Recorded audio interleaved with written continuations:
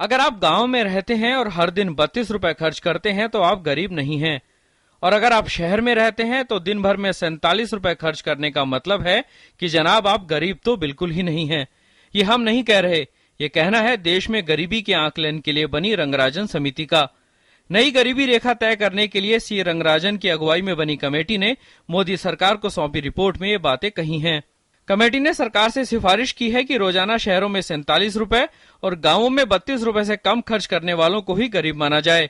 इससे पहले सुरेश तेंदुलकर कमेटी ने गरीबी का पैमाना शहरों में 33 रुपए और गांवों में 27 रुपए तय किया था। समिति ने पूर्ववर्ती तेंदुलकर समिति के आकलन को खारिज करते हुए कहा कि देश में हर 10 में से 3 व्यक्ति गरीब हैं। कमेटी के अनुमानों के अनुसार 2009-10 में 38.2% आबादी गरीब थी। यह संख्या 2011-12 में घटकर 29.5% रह गई।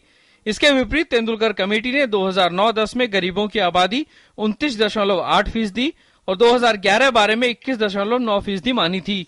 महंगाई पर सरकार को लगातार घेर रहे विपक्ष के लिए गरीबी के ये आंकड़े सरकार को घेरने के लिए नया हथियार बन गए। तो अब नई सरकार को सोचना है कि इतने गरीब हैं, उनके लिए क्या करना है।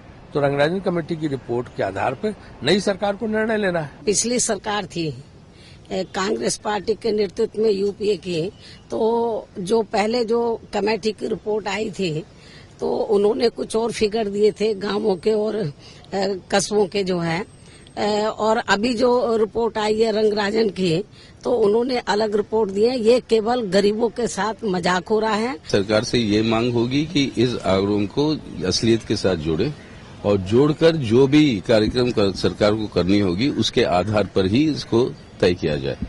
ये एयर कंडीशन कारों में चलने वालों को गरीबों को गरीबी पता नहीं है। आज महंगाई किस कदर है शायद रंगराजन जी को नहीं मालूम।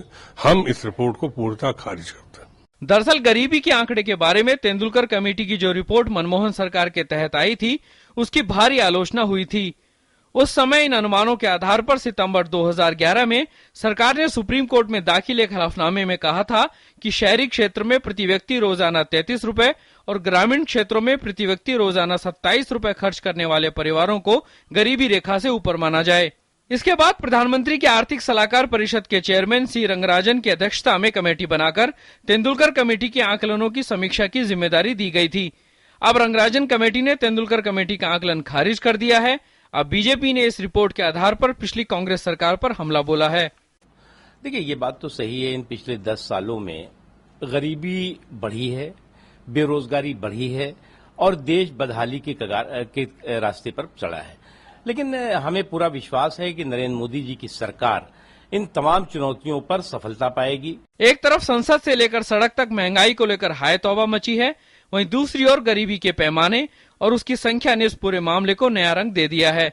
अब देखना यह है कि क्या मोदी सरकार इस रिपोर्ट को स्वीकार करेगी। News night desk, DD news.